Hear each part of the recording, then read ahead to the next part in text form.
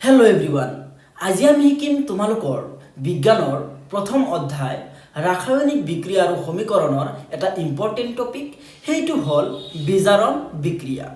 এতিয়া ইয়াৰ আগৰ আমি ক্লাছত শিকিছিলোঁ জাৰণ বিক্ৰিয়া।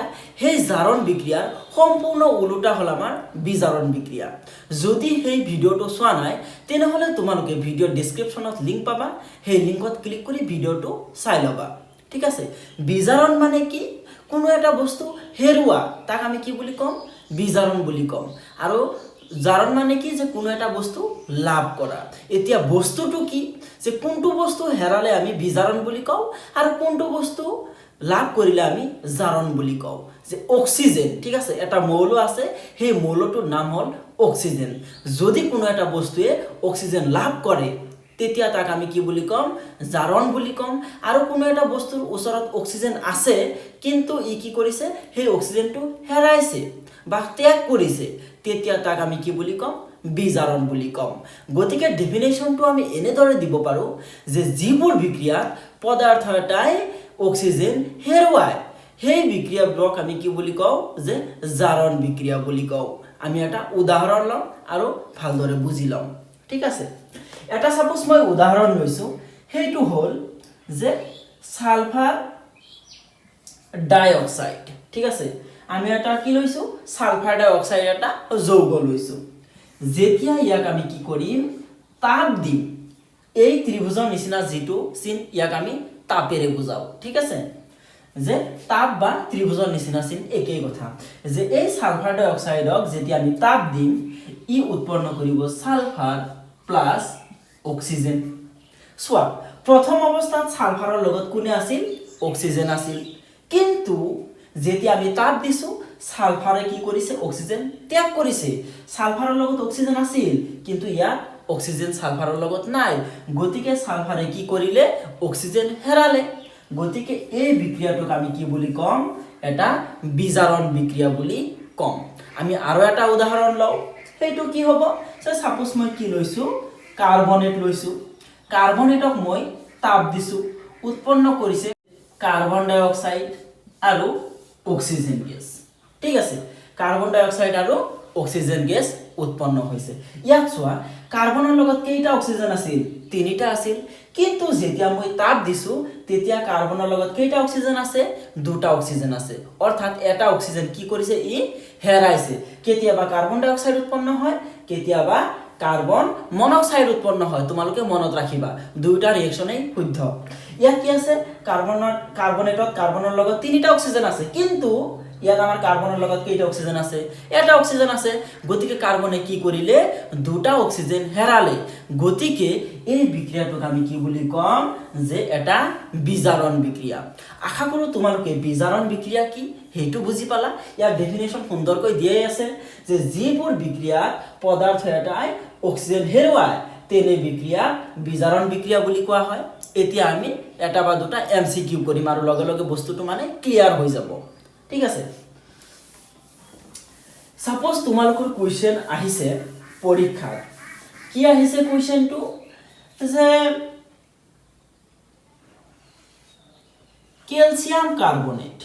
ঠিক আছে, কেলছিয়াম কাৰ্বনেটক যেতিয়া আমি উত্তপ্ত কৰিছোঁ, উৎপন্ন হৈছে আমাৰ কেলছিয়াম অক্সাইড যোগ কাৰ্বন ডাই অক্সাইড। ঠিক আছে, এইটো আমাৰ উৎপন্ন হৈছে। এতিয়া কুৱেশ্যনত কি দিছে? যে বিক্ৰিয়াটো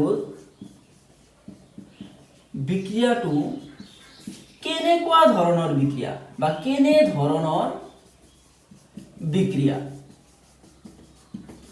অপশ্যন এ দিছে জাৰণ, অপশ্যন বি দিছে অপহৰণ, অপশ্যন সি দিছে কি?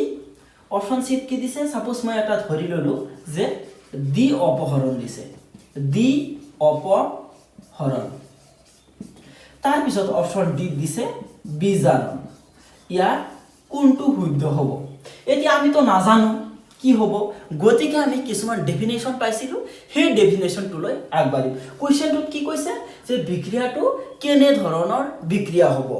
এতিয়া বিক্ৰিয়াটোত কি হৈছে চোৱা, প্ৰথমতে ইয়াত যে কেলছিয়াম কাৰ্বনেট আছিল, তাপ দিয়াৰ পিছত কেলছিয়াম অক্সাইড আৰু কাৰ্বন ডাই অক্সাইড গেছ উৎপন্ন হৈছে ইয়াত কেলছিয়ামে কি কৰিলে অক্সিজেন হেৰালে কেলছিয়ামৰ লগত আগতে অক্সিজেন কেইটা আছিল তিনিটা আছিল কিন্তু এতিয়া কেলছিয়ামৰ লগত অক্সিজেন কেইটা আছে এটা আছে যেহেতু অক্সিজেন হেৰাইছে যদি কোনো এটা বিক্ৰিয়াত অক্সিজেন হেৰাই তেনেহলে সেই বিক্ৰিয়াটোক আমি কি বুলি কওঁ যে বিজাৰণ বিক্ৰিয়া বুলি কওঁ গতিকে কাৰেক্ট অ্যান্সাৰটো হ'ব আমাৰ অপশন ডি যে বিজাৰণ ঠিক আছে এনেকুৱা ধৰণৰ এমসিকিউ আহিলে পাৰিবা তোমালোকে এই বিজাৰণটোৰ লগত সম্বন্ধ থকা কিছুমান আমি কুৱেশ্যন শিকিম ঠিক আছে বিজাৰণৰ লগত সম্বন্ধিত কিছুমান আমি কুৱেশ্যন শিকিম ঠিক আছে এতিয়া মই কি ললো যে এটু লৈছিলো যে ক্যালসিয়াম কার্বনেট ঠিক আছে উৎপন্ন কি কৰিছে যে ক্যালসিয়াম অক্সাইড আৰু কাৰ্বন ডাই অক্সাইড এতিয়া কথা হল যে কোনটো পদাৰ্থ আমাৰ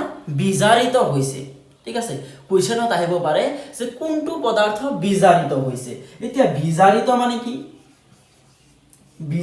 মানে কি যে যিটো পদাৰ্থই কি কৰিব অক্সিজেন হেৰুৱাব সেই পদাৰ্থক আমি কি বুলি কম বিজাৰিত পদাৰ্থ বুলি কম ইয়াত চোৱা ক্যালসিয়ামে কি কৰিছে অক্সিজেন তিনিটা আছিল দুটা আছে দুটা হেৰাইছে এটা আছে এতিয়া গতিকে ক্যালসিয়ামে কি কৰিলে যে অক্সিজেন হেৰালে গতিকে বিজাৰিত পদাৰ্থটো কি হ'ব যে ক্যালসিয়াম ঠিক আছে বা গোটেইখিনিও আমি ক'ব পাৰো যে ক্যালসিয়াম কাৰ্বনেট আমাৰ কি হৈছে বিজাৰিত হৈছে আৰু বিজাৰিত হৈ কি উৎপন্ন কৰিছে ক্যালসিয়াম অক্সাইড আৰু কাৰ্বন ডাই অক্সাইড ঠিক আছে এতিয়া বিজাৰণ মানে কি যদি কোনো এটা পদাৰ্থই কি কৰে এটা বিক্ৰিয়াত অক্সিজেন হেৰুৱায় তেতিয়া তাক আমি কি বুলি কম যে বিজাৰণ বিক্ৰিয়া আৰু যেটো পদাৰ্থই অক্সিজেন হেৰুৱাব সেই পদাৰ্থটোক আমি কি বুলি কম বিজাৰিত পদাৰ্থ আশা কৰো তোমালোকে বিজাৰণ বিক্ৰিয়াটো বুজি পাইছা এনেকুৱা ধৰণৰ কনসেপচুৱেল ভিডিও পাবলৈ আমাৰ চেনেলটোক সাবস্ক্ৰাইব কৰিবা আৰু যিমান পাৰা এই ভিডিওটো